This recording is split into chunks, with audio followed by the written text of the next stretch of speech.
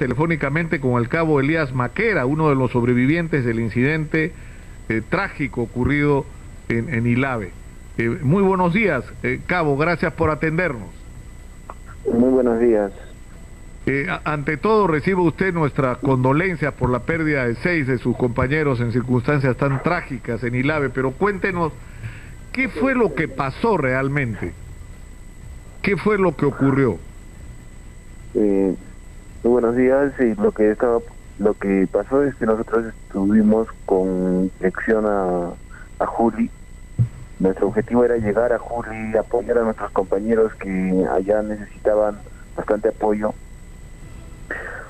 Y al trayecto de donde estábamos yendo, tomamos un atajo que era por el lugar de Santiago, y ahí es donde la gente se alarmó, empezaron a tocar silbatos y lanzar villanas al cielo, ¿no? Y se alertaron la gente. Y vinieron turbas así no sé, a preguntarnos dónde van y bueno, seguimos caminando hasta llegar hasta más allá de Santiago, y ahí es donde la gente empezó a tirar piedras, empezó a tirar guaracas, y lo único que hicimos nosotros fuimos agarramos nuestros escudos y lo único que fuimos es defendernos, nada más que defendernos, y nos dijeron que regresáramos por donde vinimos. Y bueno, nosotros con dirección hacia la Panamericana, de que es de Julio y Ilave, nosotros queríamos venir por esa Panamericana. Pero en realidad la gente no quería que vayamos a la pista, dijeron que no, que vayan por donde vinieron, que eso, que lo otro. Empezaron así y decidieron a traernos por el lugar de Pilcuyo, por esa ruta. Y al trayecto del camino vinieron insultándonos, diciéndonos que éramos unos asesinos, que éramos vendedores de la patria, que nosotros no deberíamos de salir al cuartel y un montón de cosas así. Ya el rato de que mis compañeros de toda la caminata que habíamos hecho, algunos ya se sentían cansados, ya no podían más, y decidimos descansar un rato, pero la gente no entendía eso.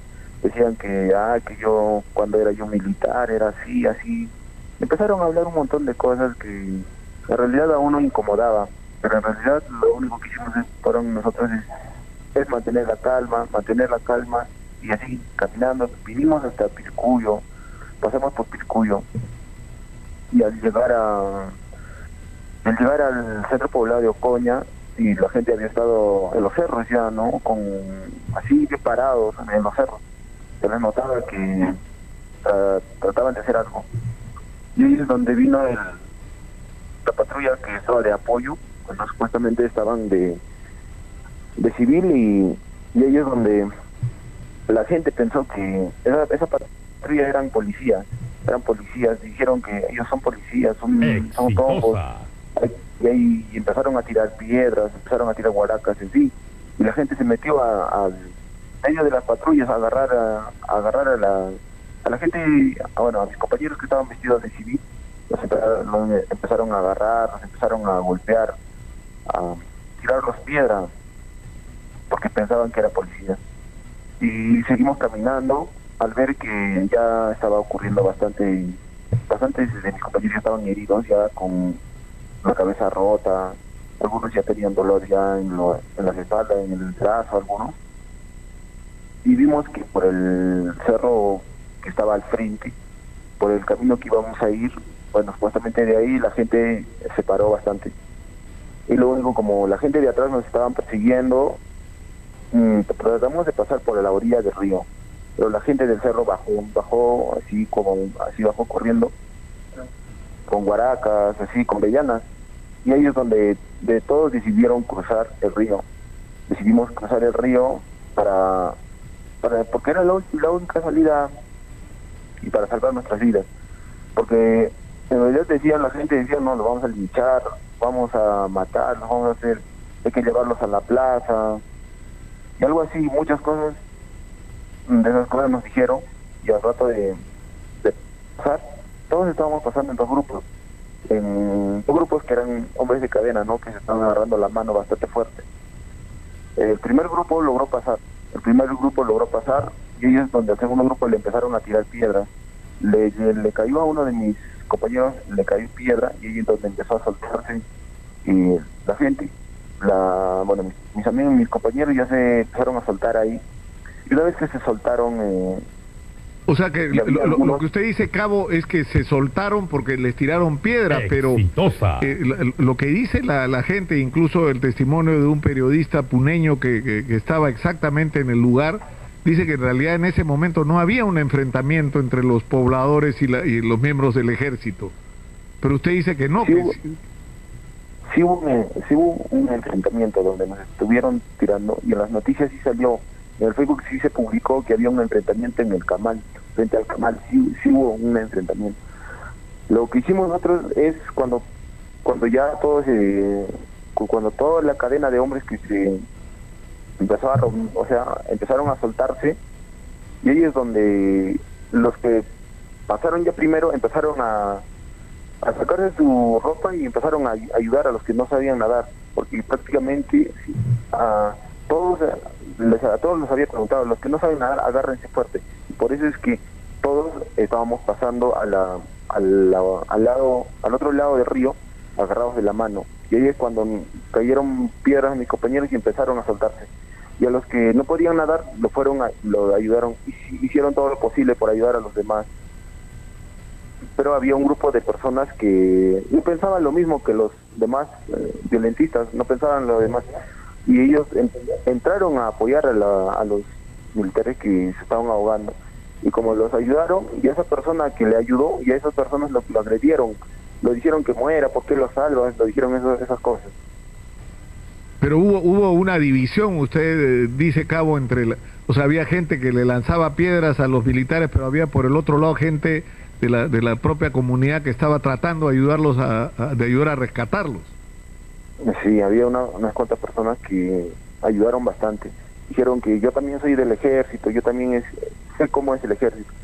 Creo que eran personas que ya sinceramente habían pasado lo que es el ejército.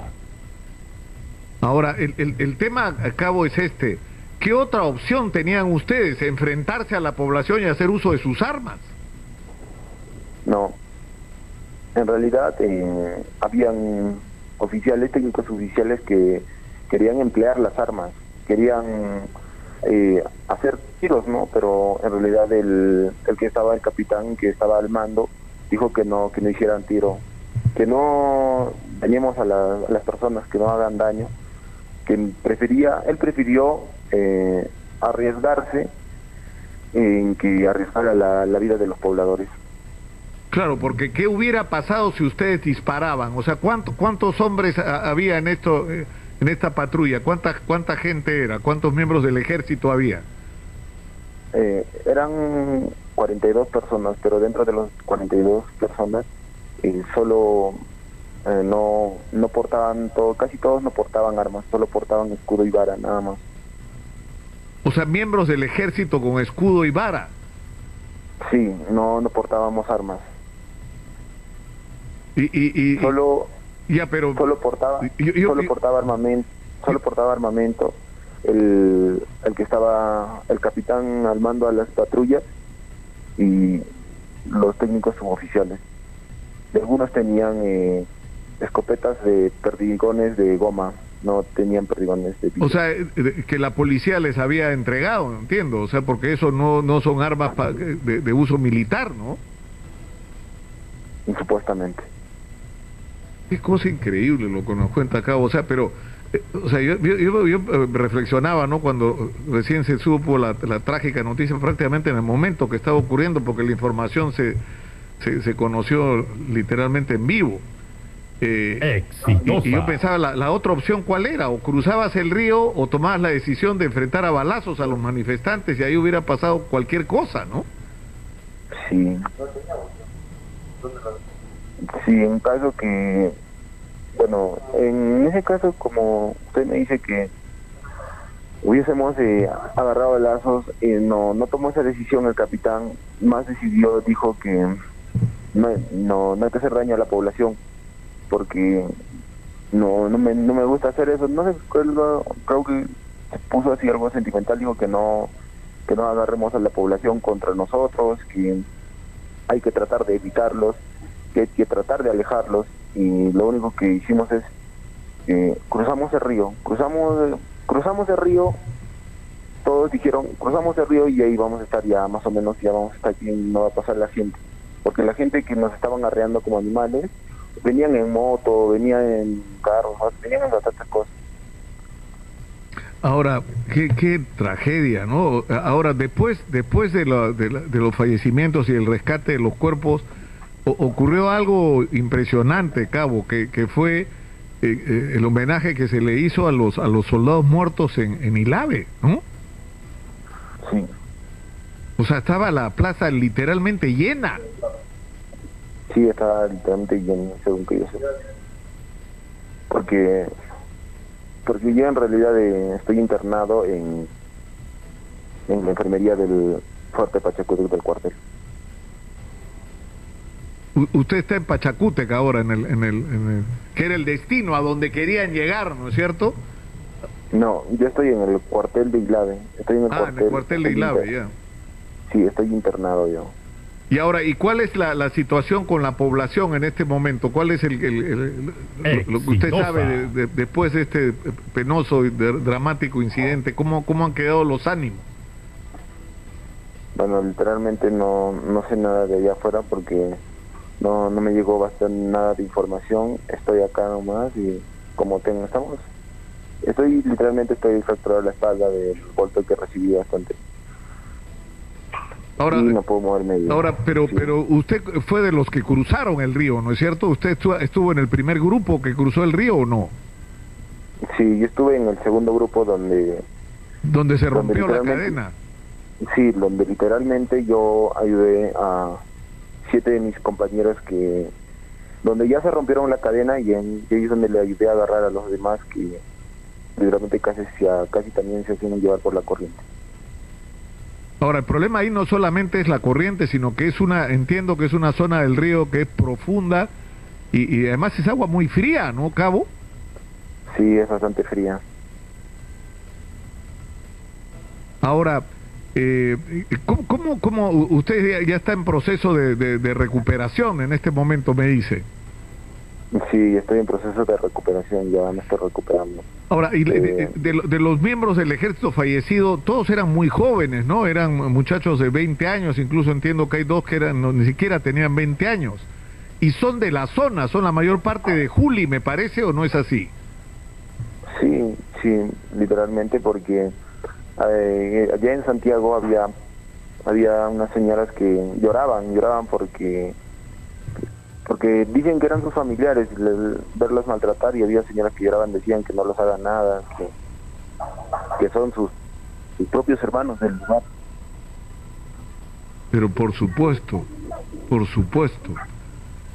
Ahora, yo le agradezco, Cabo, por este testimonio y lamento profundamente lo que ustedes han tenido que vivir y siguen lamentablemente viviendo.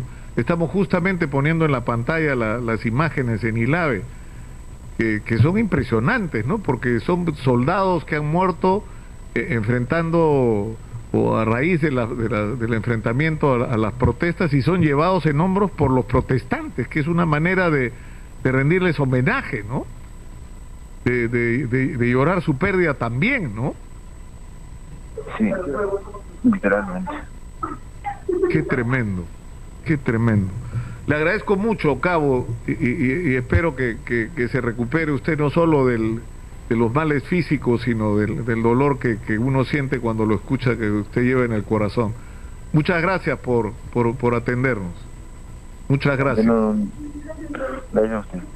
Muchas gracias. Ustedes lo han escuchado, al Cabo Elías Maquera, sobreviviente de lo ocurrido en Ilave, en este intento de cruzar el río, y está claro, ¿no? Es decir, ha habido un momento crítico donde la decisión del oficial, del capitán, que habría que saber quién es, porque este hombre es importante en estas circunstancias, entre enfrentar a la población y que se profundice la herida y la cantidad de muertos, o que se ponga en riesgo la propia vida y la integridad de los miembros del ejército antes de que la cosa se ponga peor con la población. y el resultado es dramático. Y la pregunta sigue siendo una sola. O sea, ¿quién puso a los miembros del ejército peruano en esta disyuntiva?